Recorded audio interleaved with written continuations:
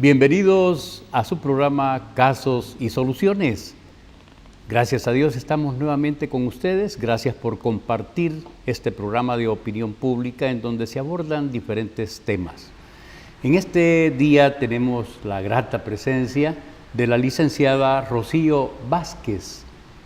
Ella es candidata a diputada por el Departamento de la Libertad por el partido Vamos. Y vamos a continuar en este tema que vamos a abordar lo siguiente, licenciada. Nos es grato, pues, gracias por la invitación que nos hiciera por acá. Y le dejo las cámaras para el respectivo saludo.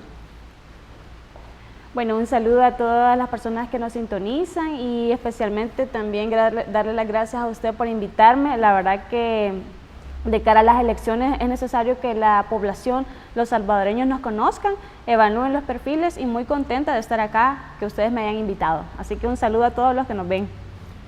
Muchísimas gracias, licenciada en Contaduría Pública, un perfil excelente, ¿verdad? Así que la felicito porque también la gente joven es emprendedora, una de ellas pues es ella, ¿verdad? Así que háblenos un poquito de su perfil, licenciada Rocío. Con gusto. Bueno, mi nombre es Rocío Vázquez, me presento. Tengo 27 años, recién egresé en el 2018 en la Universidad de El Salvador, así que un saludo a todos los que estudiaron en mi alma mater. Y quiero hacer un llamado a los jóvenes para que se superen, que no vean un obstáculo y si lo ven hay que practicar eso de la resiliencia, poderlo irlo superando. ¿Por qué? Porque actualmente vemos como un desagrado hacia la academia y no, la academia es la que nos da criterio, es la que nos forma, así que un llamado a los jóvenes para que se sigan superando y estudien una carrera o un técnico en cualquier área de, por ejemplo, en el IDCA o en otros técnicos, puedan superarse y desarrollarse, eso da mucho criterio, así que hago ese llamado. Por otra parte, sí, soy licenciada en Contaduría Pública, he ejercido como auditora externa y paralelo a ello me he desempeñado en áreas de emprendedurismo. Por ejemplo, en el área de los agronegocios. Actualmente yo administro una finca de café en el lago de Coatepeque y soy asociada en otro proyecto que es con cacao. Ahí estamos trabajando de lleno desde el 2016, así que yo conozco muy bien el área de los agronegocios y la agricultura, también del medio ambiente, porque el tema con la agricultura y el medio ambiente están muy relacionados. Por ejemplo, ya no usar solamente químicos que se compran en el agroservicio, sino que poderlos realizar el productor. Y en nuestra finca, por ejemplo, eso es lo que estamos haciendo. Fertilizantes a base de estiércol de vaca, bocachi, con las mismas hojas. Hay un montón de cosas que a veces el agricultor o el productor desconoce de esa área, pero que se pueden realizar. Así que sí tengo experiencia en los agronegocios y me he desempeñado como auditora externa. Excelente perfil, ¿verdad? Cuéntenos un poquito de su experiencia dentro de lo que vamos a hablar dentro de la política. Cuéntenos un poquito cómo es que esa inquietud de poder pues estar en uno de los poderes que es la Asamblea Legislativa. Cuéntenos, licenciado. Con gusto. Yo es primera vez que participo en política partidaria y con un partido político, que Vamos. Sin embargo, el gusto por la política inició desde que yo estaba en la Universidad de El Salvador. La Universidad de El Salvador tiene mucho criterio en cuanto a los temas internos de la alma mater, como en temas de la coyuntura política de todo el país. Entonces nosotros ahí adentro, recuerdo que hacíamos debates, estudiamos la coyuntura, hacíamos críticas tanto a las autoridades de la universidad como a los acontecimientos que pasaban. Entonces ahí me empecé a formar como ese criterio y ese gusto por meterme en temas de política y que le beneficien o le afecten al salvadoreño. Y bueno, en la universidad me quedó como ese gusto y ya después, cuando veo la oportunidad de pertenecer al partido Vamos, la tomo esa oportunidad y digo, me voy a involucrar no porque tenga un ego o una aspiración personal, sino porque nuestro país necesita que los jóvenes nos involucremos, necesita gente desinteresada que tenga una visión tanto a corto y a largo plazo para este país. Este país es grande en recursos, es grande en su gente y no puede ser posible que a estas alturas estemos estancados en el subdesarrollo. pero ya vamos a ir conversando en esos temas. Y la verdad por eso me metí, porque es necesario que los jóvenes nos involucremos, que no seamos apáticos, sino que, digamos, sí puedo aportar algo, y la Asamblea Legislativa es una trinchera que se puede hacer mucho para los salvadoreños, y que vemos figuras ahí que han estado desde hace 20 años y no se ve ningún avance. Es por eso que les digo a los salvadoreños, aquí estoy, aquí está mi perfil, me pongo a su disposición. Excelente perfil, la admiro a la mujer salvadoreña porque dentro de ello también pues estamos viendo rostros nuevos, rostros frescos, ¿verdad? Algo que verdaderamente también es digno de admirar en la mujer, ¿verdad? Así que, licenciada, ¿cómo ve usted lo que está sucediendo dentro de la política, especialmente en la Asamblea Legislativa? Actualmente la Asamblea Legislativa ha perdido toda la credibilidad ante los salvadoreños, así como la mayoría de los partidos políticos han perdido toda la credibilidad. Estamos en una crisis política y eso se debe debido a todos los actos que ya conocemos, actos de corrupción, actos que no tienen nada para sumarle al país. Por ejemplo, si los partidos políticos actuales en la Asamblea Legislativa quisiesen recuperar la credibilidad, las figuras que están por más de 20 años ya no se postularan para un nuevo cargo en el periodo 2021-2024.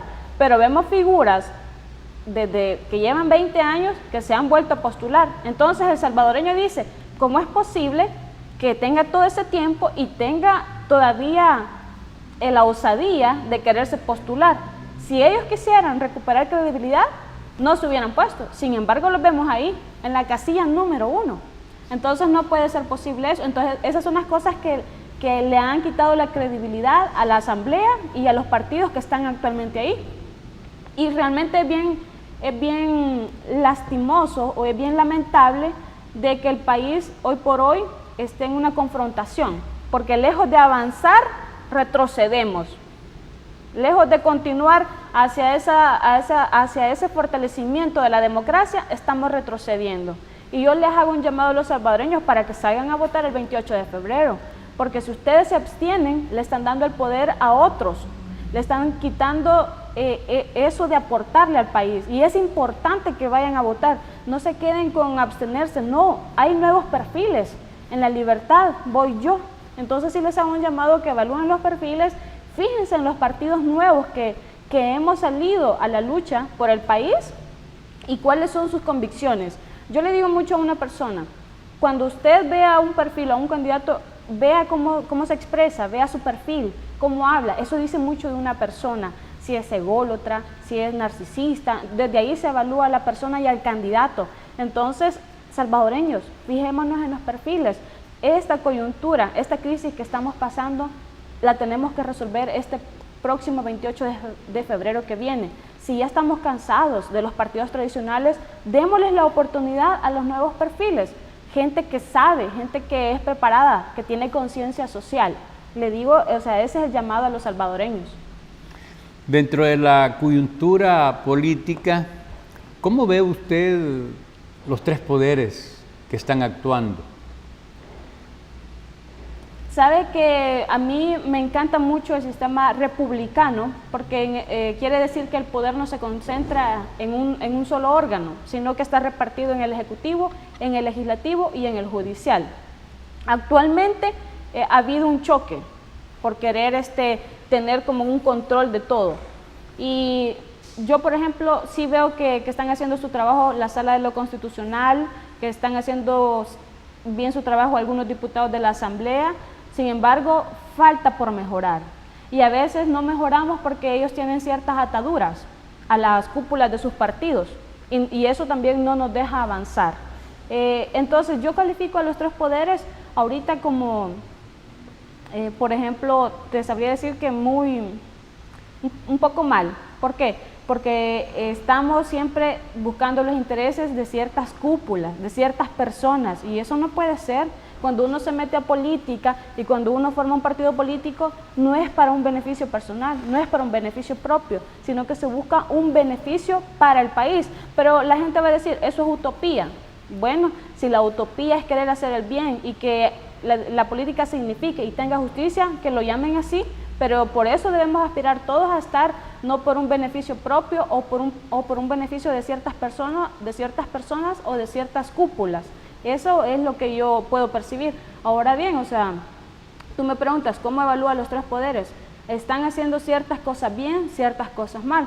Por ejemplo, en el Ejecutivo hay mucha gente de la zona rural y pobre que sí agradece lo que les dieron, los $300, las cajas solidarias, sí, pero eso es para un momento. Eso no resuelve los problemas de empleo, eso no resuelve los problemas de pobreza, que son problemas estructurales. Entonces la población necesita saber qué planes o cómo vamos a empezar a resolver esos problemas tanto a corto y a largo plazo. Eso es lo que necesita el salvadoreño. El salvadoreño necesita un país que tenga el ámbito para que se pueda desarrollar, que tenga oportunidades de trabajo. El empleo, como te digo, es un problema estructural que debemos empezar a ponerlo sobre la mesa y a decir, debemos de resolver esto y empezar a ver su fruto de aquí a 5 años, a 10 años, a 15 años, un plan de país para empezarlo a desarrollar, porque eso es lo que quiere el salvadoreño quiere trabajar, ellos agradecen la ayuda que le pueden dar, pero eso es un momento, y después va a seguirse le dando cada mes una ayuda, ¿verdad que no? Entonces necesitamos resolver esos problemas estructurales. Sobre el Poder Judicial, ¿se nos quedaba algo ahí tal vez, licenciada? Sí, en el Poder Judicial, yo te digo que la Sala Constitucional ha hecho muy bien el contrapeso. ¿Por qué? Porque ellos vienen y dicen, mire señor Ejecutivo, esto no procede, y lo dice con argumentos de ley, se basa en la Constitución y en las otras leyes. Entonces sí vemos que está funcionando. Y vuelvo y repito, ¿qué es lo que pasa? ¿Qué es lo que ha pasado? Que pierden a veces credibilidad por los partidos a los que pertenecen o por los partidos que lo pusieron. Pero hoy por hoy han hecho un buen contrapeso al Ejecutivo. ¿Cómo ve usted que están actuando bien o mal en términos generales? Digamos, dentro de la Asamblea Legislativa específicamente, ¿qué haría usted por cambiar el sistema que hay ahorita? Qué bueno que me preguntas eso, René, porque hace poco nosotros nos reunimos con organizaciones de sociedad civil y dentro de las peticiones y de lo que hablábamos con esas organizaciones de sociedad civil, aparte de las propuestas que como candidatos llevamos y abanderamos, nos comprometimos a hacer una reforma al reglamento interno de la Asamblea Legislativa que lleva más de 50 años. No puede ser que ciertos partidos tengan cierto número de asesores, 30 asesores para un diputado, no puede ser eso. O de que hayan cuotas partidarias, tal vez de plazas en la Asamblea Legislativa y plazas que no son necesarias. Es necesario revisar ese reglamento de control interno, es necesario revisarlo. Esa es una de las cosas a las que nos comprometimos y les digo yo aquí a los salvadoreños, una de las primeras cosas que al llegar a la Asamblea Legislativa voy a hacer. Voy a revisar el reglamento y a poner las iniciativas de reforma necesarias. Otra cosa que nos comprometimos es a defender la democracia, la Constitución de la República y la institucionalidad. Es una de las cosas que les digo de cara a los salvadoreños. Me comprometo y como joven a defender la democracia que hasta el momento hemos alcanzado y que la debemos de seguir fortaleciendo de aquí en adelante. Esas son las cosas que el primer año van a ser como esa médula espinal de mi legislatura. Bien, aparte de ello, ¿tuvo problemas para inscripción por parte del Tribunal Supremo Electoral? Pregunto esto porque también hay algo pues que comentar. Algunos dicen, no, está bien, pero otros dicen que hubieron muchos bloqueos ahí. Cuéntenos de ello un poquito sobre el Tribunal Supremo. El Tribunal Supremo Electoral actualmente con nuestra recién inscripción como partido y como candidatos sí hicieron ciertas observaciones, pero por ejemplo observaciones necesarias como requisitos. Por ejemplo, un requisito era estar solvente ante Hacienda.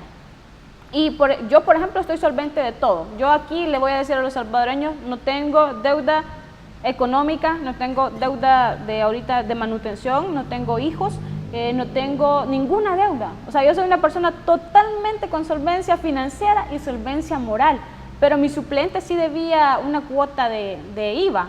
Entonces, ella era poquito, $50, y por eso también le hicieron observaciones y tenía que subsanarlo. Solo esas, digamos, observaciones nos hicieron, pero de ahí que un bloqueo como partido o como candidatos, por lo menos a mi suplente y a mí, no me lo hicieron. Excelente, excelente. Y eso se trata, ¿verdad? De que también pues funcione, ¿verdad? Todas estas instituciones a las que conlleva también a las candidaturas a cada uno de ustedes, ¿verdad? Bien, vamos a hablar un poquito sobre lo que es la política internacional. ¿Cuál es su opinión, lo que sucedió en Estados Unidos? Brevemente, licenciada. Política internacional. Sí, realmente yo le doy un aplauso a los demócratas porque ellos ganaron y se abocaron a las instituciones y al orden democrático para poder el 20 de enero declarar ya a Joe Biden como ganador. Yo voy a decir acá una cuestión bien personal. Yo considero que esta persona, Donald Trump, abrazando la bandera del nacionalismo, él quiso demostrar su ego y su narcisismo. Es una persona demasiado narcisista. Entonces, cuando una persona presenta ya esas características, no está avalado para formar parte de un cargo público. Y lo digo con toda la propiedad, porque yo en la Universidad de El Salvador estudiamos ciertos casos de éxitos y, por ejemplo, estudiamos el caso de Donald Trump. Y él, una de sus medidas que ocupaba para incrementar su riqueza era declararse en quiebra. Y como en Estados Unidos está esa figura que la pueden ocupar, como dicen acá, a ver, echa la ley, echa la trampa. Entonces, una de las figuras que él ocupaba para evadir ciertos controles fiscales y tributarios era declararse en quiebra. Entonces, cuando uno evalúa las características narcisista, ególatra, ocupa ciertas mañas para poder incrementar su fortuna, desde ya le digo que no es una persona idónea para ejercer un cargo público. Sin embargo, por la popularidad que él levantaba y como por ser esa figura de que era exitoso en los negocios, él ganó la primera vez. Sin embargo, como dice un dicho, por sus frutos los conoceréis. Y él estuvo de presidente y mucho bloqueo, lejos de aumentar las relaciones comerciales, las cerraba. Y creo que no es esa la forma. Hay otros mecanismos y mucha gente va a decir, pero usted que le va a andar dando clases a otros países y mucho menos a gente internacional. Pues es lo que le digo, la academia forma un criterio, la lectura forma un criterio y por eso los invito siempre a ser muy críticos, que se formen y eso se forma leyendo. Muy excelente respuesta, ¿verdad? En el segmento siguiente vamos a hablar sobre sus propuestas. Así que, amigo televidente, no nos cambie. Este es Casos y Soluciones.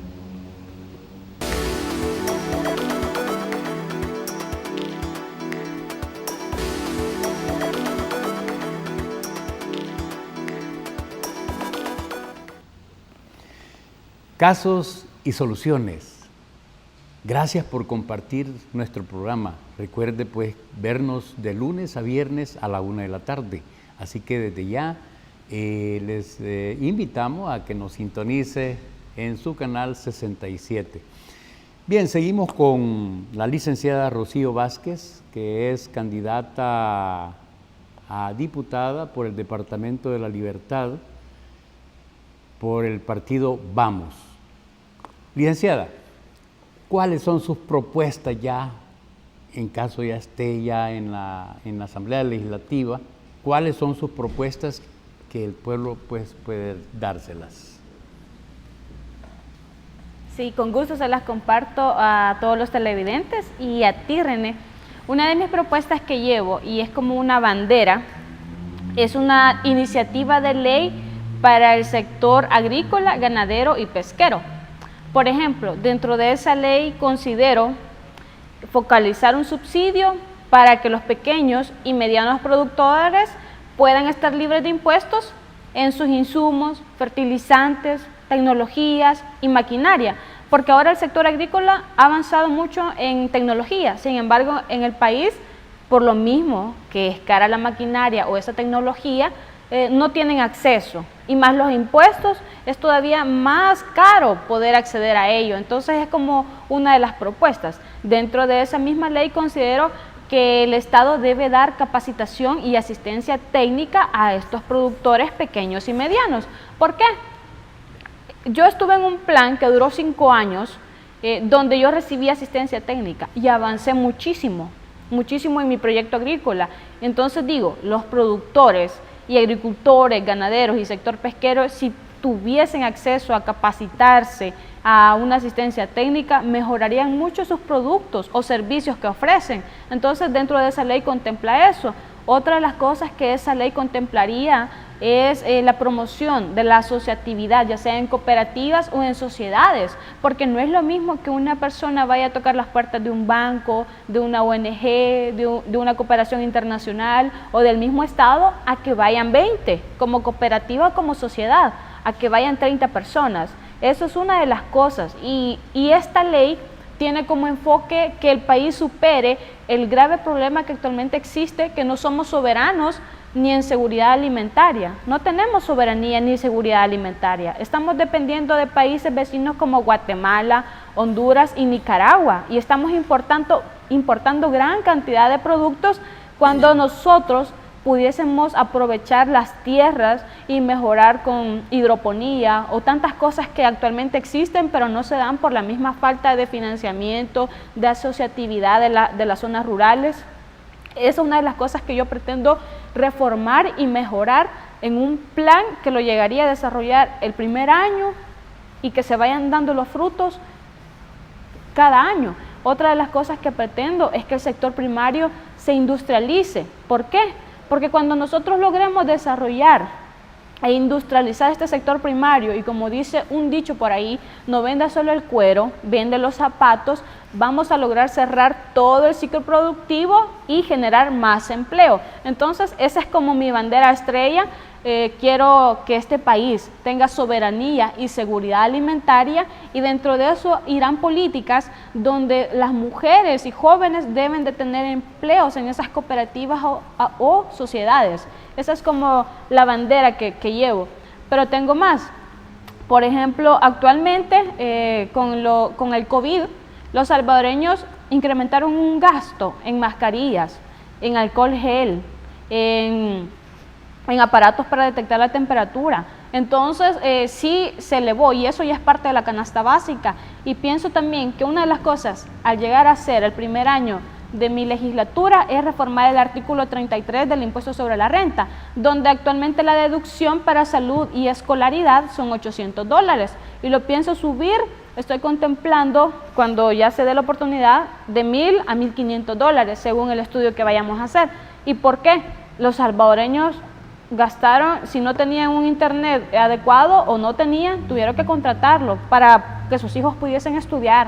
Si el teléfono no les funcionaba, tuvieron que comprar uno de gama media o gama alta para poder estudiar sus hijos. Y hay algunas personas que no pudieron hacer eso. Entonces, esta también es una apuesta que llevo, y esas son como de las de corto plazo. Más adelante pienso estructurar una iniciativa para que podamos ir generando empleo, para que empresas de tecnología o ensambladoras puedan venir al país. O sea, generar un portafolio de inversiones que puedan venir a El Salvador. Ya existe una ley de inversiones, la estudiaría, la mejoraría y la voy a reformar con el objetivo de que un portafolio de inversiones venga a El Salvador para que generemos más empleo, porque los salvadoreños, eso es lo que les preocupa. Yo necesito oportunidades, necesito desarrollo. Y va a decir las personas, sí, pero cuando tú traes empresas necesitas gente capacitada. El Estado tiene que capacitar a las personas. Hace poco hicieron una convocatoria para jóvenes que se alistaran en la Fuerza Armada, y los jóvenes salían. Yo fui un día a ver eso y era cantidad de jóvenes que estaban llegando. Y si les decimos jóvenes van a tener la oportunidad de capacitarse porque viene esta empresa a invertir en el país, los jóvenes van a acudir, las personas van a acudir. Entonces esas son como mis propuestas, tanto a corto y largo plazo. Y quiero reafirmar lo que ya te había dicho anteriormente, soy una persona comprometida con la Constitución, con la institucionalidad y con la democracia. Eso es como mi pilar, es uno de los pilares que yo llevo. Y como te dije, reformar el reglamento de la Asamblea Legislativa y evaluar otras cosas internas. Para poder, también a la ley de partidos políticos, es necesario irle dando ciertas reformas para que podamos recuperar la credibilidad. Por ejemplo, hablando de las reformas de la Constitución, ¿cuál sería la reforma más significativa para usted dentro de lo que es la Constitución política? ¿Cuál sería la reforma o el artículo que usted cambiaría o reformaría? No sé si me explique. Sí, claro que sí. En la Constitución sí hay que hacer ciertas reformas, pero por ejemplo, te diré, actualmente el derecho a la información pública solo está en una sentencia, no está como un derecho del ciudadano, de la persona salvadoreña. Esa es una de las reformas que se tienen que poner en la Constitución. Uno, de ahí nuestra Constitución habla mucho sobre el castigo o la justicia, ¿verdad?, hacia el victimario, pero no habla nada sobre los derechos y la atención que tiene que recibir la víctima. Y eso es bien necesario, ojo, en un país donde la violencia está por los extremos, donde vivimos en un país donde hay cementerios clandestinos, donde hay violencia intrafamiliar, donde hay pandillas. Entonces la parte de la víctima no se encuentra en la Constitución, y esa es una de las cosas que deben de estar, pero no se encuentran todos esos derechos y asistencia, tanto psicológica y económica, a las víctimas de la violencia, y en un país súper violento. Esa es una de las cosas que hay que reformar. Sin embargo, si tú estás pensando, ¿qué diría yo sobre reformar las cláusulas pétreas como el tiempo de un presidente? Eso nunca lo voy a reformar. Incluso lo que sí voy a reformar es que para alcaldes y diputados sean menos periodos, tengan un tiempo límite, porque yo me he enterado de casos de alcaldes por ahí que desde los acuerdos de paz están. Entonces, cuando yo llego a esos municipios, veo que el desarrollo no es extenso, sino que se concentra en el pueblo, por ejemplo. Y actualmente el grave problema de los partidos tradicionales, que vemos figuras enquistadas por 20 años, por más tiempo. Entonces eso no puede seguir. Esa es una de las cosas que también hay que reformar. Licenciada Rocío Vázquez, dentro de lo que las propuestas trae a usted a la población, ¿qué pudiera usted reformar, vaya, en el punto, digamos, de la canasta básica? O sea, también ¿cómo se llama? Sí, la canasta básica, ¿haría reforma usted para que fuera de menor cantidad? Porque también tiene que ser equitativo, ¿no? Y yo creo que el sueldo mínimo no da equitabilidad de la canasta básica, ¿no? ¿Qué haría usted? ¿Haría esa propuesta de reformar él? Totalmente, ese es un tema. Yo estoy trabajando ahorita con una asesora psicóloga, ¿verdad?, que llevamos el tema de la familia, y la familia pues necesita su canasta básica todos los meses. Es por eso que estamos pensando, sí, en quitar ciertos impuestos a la canasta básica. Por ejemplo, te voy a decir, una familia que consume pues arroz, frijol y ciertas cosas básicas, tienen ese impuesto del IVA, y a veces es hasta un poco injusto. Yo soy contadora y te lo digo porque a veces la carga tributaria, una persona que tiene el poder adquisitivo y una persona que no, están pagando los mismos impuestos. ¿Quién pagó más? Pagó más el que no tenía. Entonces eso, y el Código Tributario habla sobre justicia tributaria, y allí no se cumple. Entonces sí es de mejorar esa parte, de quitarle ciertos impuestos. Yo soy de las personas que piensan que los impuestos el subsidio y ciertos impuestos que se hagan exentos deben ir focalizados a las personas que lo necesiten. Entonces esa es una de las cosas que sí, yo abogaría porque vaya un subsidio focalizado a las familias trabajadoras, que se les quiten ciertos impuestos a las canastas básicas. Y otra cosa que yo, por ejemplo, consideraría quitar al 100%.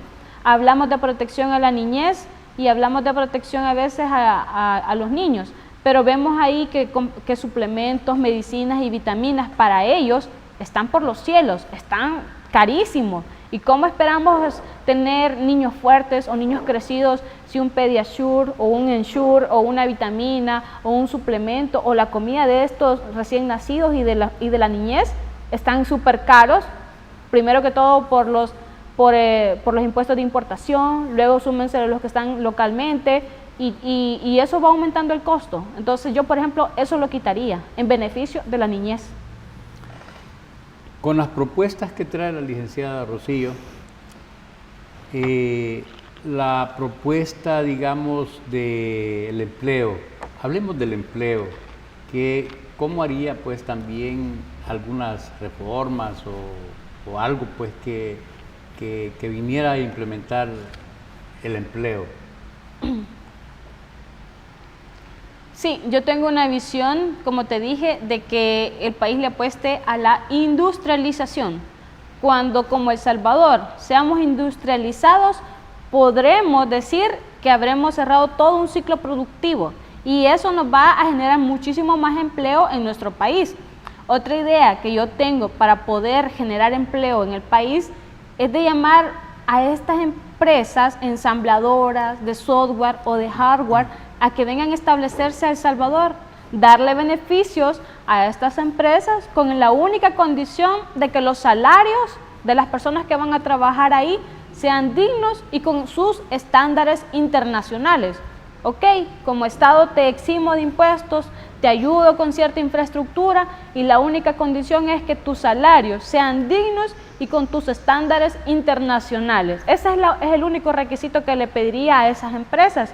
Y yo te digo, tenemos un puerto en La Unión que está desocupado. Ahí perfectamente se puede traer una ensambladora de vehículos que rapidito tiene el mar y el barco para poderlos exportar. Esa es una de las ideas que se puede implementar en El Salvador. Esa es una de tantas. Industrialización, atraer inversión mejor, ¿verdad? Y extranjera, con beneficios, pero que los salarios de ellos sean dignos y con sus estándares internacionales. Esas son como las apuestas a mediano y a corto plazo de llegar a ser legisladora. Dentro de las propuestas, brevemente, ¿verdad? ¿Qué pudiéramos decir del agro? ¿Qué implementarías usted como emprendedora del agro? ¿En qué respaldaría usted a todos los agroindustriales de aquí de nuestro país? Como yo lo mencioné, es necesario que los agricultores, ganaderos y sector pesquero nos asociemos. No es lo mismo que una persona toque las puertas a que la toquen 30 personas. Entonces, como apuesta, la asociatividad. Segundo, que reciban asistencia técnica y capacitación para mejorar sus productos o servicios. Tercero, que todas las tecnologías o productos o maquinaria que ellos ocupen para el desarrollo de su fuente estén libres de IVA. Esas son como mis apuestas al sector agrícola. Y en el sector agrícola, bien interesante porque con tantas cosas que hay actualmente, como la hidroponía, como en escala, la agricultura en escala o la agricultura cerrada, se pueden dar. Por ejemplo, la agricultura cerrada se da para evitar las plagas o mejorar el clima con este cambio climático que ya ves que a veces en el propio invierno no llueve nada y lejos del invierno llueve como las recientes lluvias que han habido. Entonces con espacios cerrados donde el productor controla el clima se puede dar una mejor cosecha. Pero muchas veces todos estos insumos para construir las casas mayas, los sistemas de riego, a los productores se les hace muy difícil.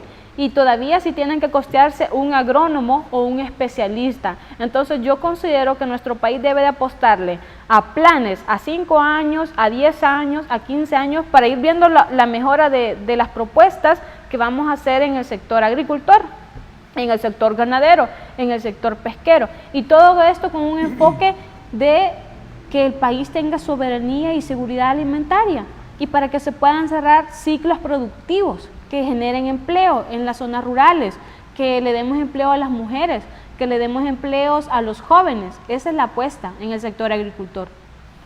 Yo recuerdo que nuestro país era uno de los primeros productores de café. ¿Qué propuestas llevan sobre lo que era el café, ¿verdad? Por ejemplo, ¿qué propuestas lleva, ya que estamos hablando del agro? Sí, en el sector cafetalero, y te voy a decir con propiedad, y porque conozco ese sector, en el 2013 fue la última cosecha buena que tuvo el país. ¿Por qué? En el 2013 vino la caída de los precios del café y con eso se aumenta el ataque de la roya, que la roya vino de verdad que a arrasar con los cafetos. O sea, y hasta el día de hoy gran parte del bosque cafetalero se perdió. Te voy a decir por qué. Porque los productores, al ver que no tenían producción de café por la roya, de que el precio estaba bajo, vinieron y cambiaron de café a aguacate o a jocote corona, por ejemplo, en el sector de Santa Ana. Entonces, ¿qué tú ves ahí? Un problema ambiental, porque los bosques cafetaleros los quitaron y vinieron y pusieron otros cultivos que no son tan nobles para el medio ambiente. El jocote corona, por ejemplo, hay momentos que no tiene pero ni una hoja. Entonces ahí vamos viendo que sí hay ciertos problemas de economía para los productores de café. ¿Y qué pudimos haber hecho como Estado para ese sector? Por ejemplo, renovar, por ejemplo, los plantines. Al nomás se dio cuenta de que había un grave problema de roya, el Estado tuvo que haberse preparado con plantines a precios accesibles para estos productores. Pero hoy por hoy vemos que el sector cafetalero en la mayoría está muerto. De la producción de quintales en ese momento, ahorita hay una gran caída y de eso nadie está hablando y es necesario. Licenciada, bonita exposición y muy buena. Vamos a hablar, a complementar sobre ello en el próximo segmento y vamos a complementarlo y vamos a hablar más profundo también de las propuestas que usted, aparte de estas, trae. Bueno. A usted, amigo televidente, no nos cambie. No nos cambie. Casos y soluciones continúa en el siguiente segmento.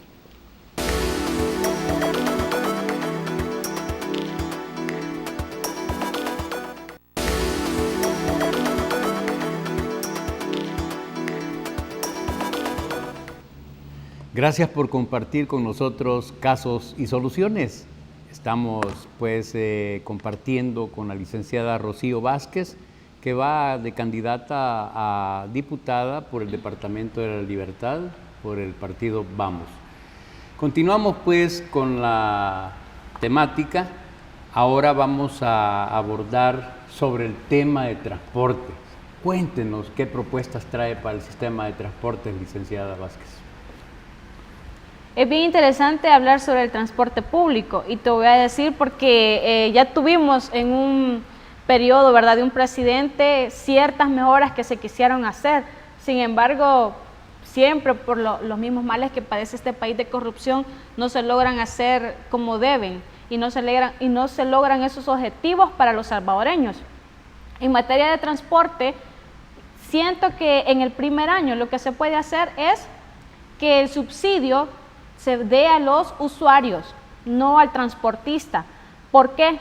Porque el transportista está exento de presentar su IVA, por ejemplo. Entonces ahí ya estamos mal en ese control interno y no logramos decir el costo verdadero del pasaje. Y es por eso que vemos que el Estado siempre le está dando el subsidio al transportista y eso no, con dárselo al usuario se puede, digamos, decir, ok, se hace una mejor focalización del subsidio, se pueden hacer ciertas mejoras o se puede conocer el costo real del transporte. Y eso le voy a decir a los salvadoreños, entre más usuarios hay, es menos el costo.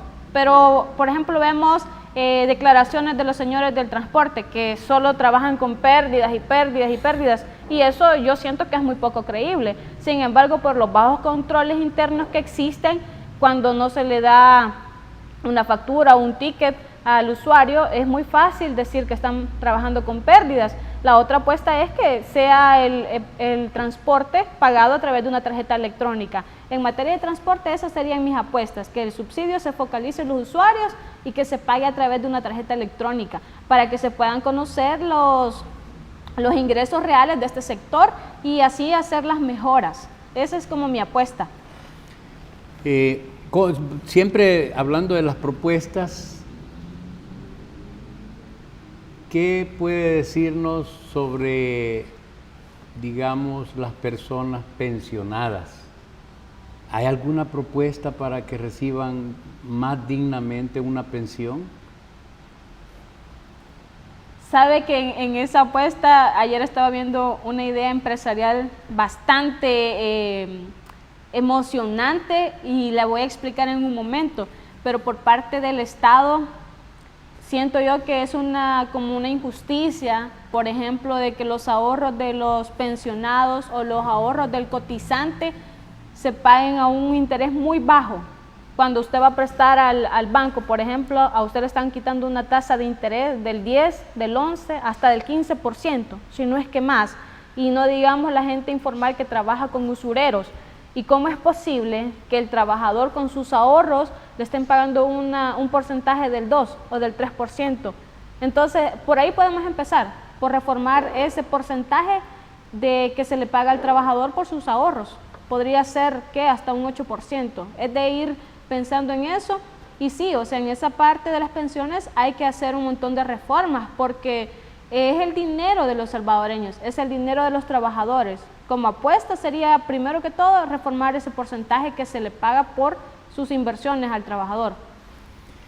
Licenciada Vázquez, cuando usted ya esté en la palestra de la Asamblea Legislativa, ¿trabajarían coordinadamente con los otros dos poderes? Que si yo trabajaría con los otros dos poderes, claro que sí. Es que uno llega a trabajar en pro del salvadoreño, uno no llega a trabajar por su persona, sino que yo, al menos mi persona, está aquí por el país, está por los salvadoreños. Si yo considero que es una cuestión tanto del Ejecutivo que propone y le va a beneficiar a todos los salvadoreños, lo voy a aceptar, lo voy a mejorar, le voy a decir que sí, le voy a dar ideas, pero si es una cuestión que va disfrazada con la bandera del pueblo y que no tiene ningún beneficio, totalmente le voy a explicar a los salvadoreños por esta y esta razón no lo apruebo y por esta razón no levantaré mi mano. Y también estoy a toda disposición de trabajar con el órgano judicial cuando ellos me lo pidan. Aparte de ello, vamos a abordar este tema que es bastante importante. Trae la licenciada Vázquez una propuesta para el medio ambiente que vivimos. Qué bueno que me preguntó del tema del medio ambiente. Como se lo mencioné anteriormente, la agricultura y el medio ambiente van muy ligados de la mano. Yo te cuento que yo soy productora de cacao. Entonces, en este proyecto que yo impulsé desde el 2016 en un pequeño terreno, nosotros estamos apostando a no trabajar ya con químicos fertilizantes. Por ejemplo, te voy a mencionar uno que es bien debatido, el glifosato. Nosotros no usamos ningún químico, no usamos ningún herbicida, no usamos ningún químico que pueda dañar el medio ambiente. Y te voy a decir una cuestión bien importante para que los salvadoreños y los productores lo conozcan. Yo sé que lo conocen, pero muchas veces, se nos olvida. Estos químicos y estos abonos que a veces los utilizamos y que los compramos en el agroservicio nos van a dar resultados este primer año, pero en el segundo, tercer año, esto me ha empobrecido la tierra y no voy a necesitar un saco de la dosis que le ponía este año, voy a necesitar 2 o 3 dosis más porque mi tierra va a estar sumamente infértil. Entonces, el tema del medio ambiente es una de las cuestiones que yo le tengo muy ligada con la agricultura. Eso es en cuanto a uno. Otra cosa que yo estoy pensando impulsar dentro del primer periodo, si los salvadoreños me dan la oportunidad, es de que la basura se empiece a separar, que trabajemos en una iniciativa de ley donde desde casa se empiece a separar la basura y que no se vayan ya a estos botaderos o los rellenos sanitarios como le llaman, que de rellenos sanitarios no tienen nada. sino que es un foco de contaminación. Nosotros como país, y como somos un país pequeño, debemos de quemar la basura y con ese proceso generar energía eléctrica. Y aquí en El Salvador ya hay estudios de ese proceso y hay ejemplos de otros países que se puede implementar. El problema de la basura en El Salvador es grave y nos compete a los legisladores tener una iniciativa, y también es responsabilidad de cada uno de los salvadoreños ir cambiando esa cultura y de exigirle a los que están legislando que hagan un buen trabajo en ese tema medioambiental. Entonces esa también es una gran apuesta que llevo en el tema de la basura. Hablando del medio ambiente, bueno, existe también pues hábitos alimentarios de las personas, el sistema público de automóviles y muchas cosas más. Es bien integral lo que pudiéramos llevar a cabo sobre el medio ambiente. Pero, ¿qué propuestas haría la licenciada Vázquez o qué dictámenes haría cuando decimos que las personas hay que educarlas, ¿verdad? Porque también no dejemos todo al Estado, ¿verdad? Yo veo en las calles un montón de mascarillas.